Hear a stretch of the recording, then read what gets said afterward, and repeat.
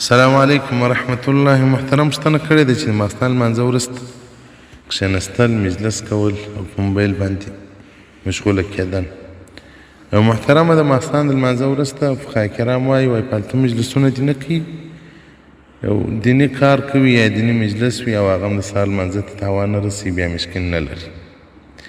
او رسول الله صلی الله علیه وسلم بارک د ماښام لمانځه بعد دستي بیدیا دی. بعضې وخت کې چې وایي میلمانه وه یا به یو تشریح د اسلام به صحابه کرامو ته کوله او احکام د دین به ورښوله، په جاهدي امورو به مصروف، بیا به ویښ تر ډېره وخت.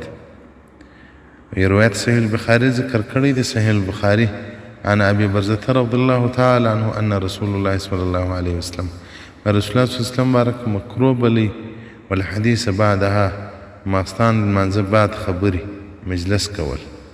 حدیث رقم 588 باب نمبر 20 صفحه 89 عمدة القاري شرح د صحیح البخاري جلد 5.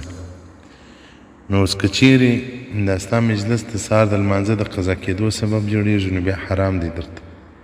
ما په موبایل ځان مشغوله کوه، ما په مجلس، او که سهار لمانځه ته راپورته کېدلی سوی بیا مشکل نه لري. که هغه هم دیني مجلس و، دیني کار و، په دیني بحث لګیا و، او یو کوم سړی ټلیفون ګوري، په ټلیفون اخته وي، فلمونه ګوري، خبرونه ګوري او سهار لمونځ ورڅخه قضا سي، دا نو یو عظیم جرم دی. محترمینو کوشش وکړئ ماښام وختي بیده سي، سهار وختي راکښېنئ.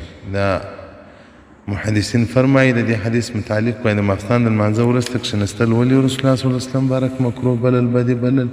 وایي په دې خاطر چې بیا تهجد لمونځ ته نسي راپورته کېدلی، بیا د شپې اذکار نسي ویلی.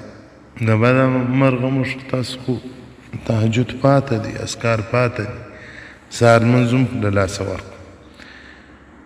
اصل کې نبوي ژوند هم دا دی چې ماښام وختي بیده سي، سهار وختي راکښېني. نو اوس خو دا د افغانستان له صحراو ماسې وه او پاکستان کې دا سارا منطقې ده د پښتنو چې وختي بیدېږي وختي راکښېني. نور خو نو اوس دا ښارونه او ملکونه داسې سوي دي ناوخته بیدېږي، ناوخته سهار راکښېني. نو د شپې مجلسونه ما کوئ، خوبونه وکړئ، سهار لمانځه ته راپورته سئ. والسلام علیکم ورحمة الله وبرکاته.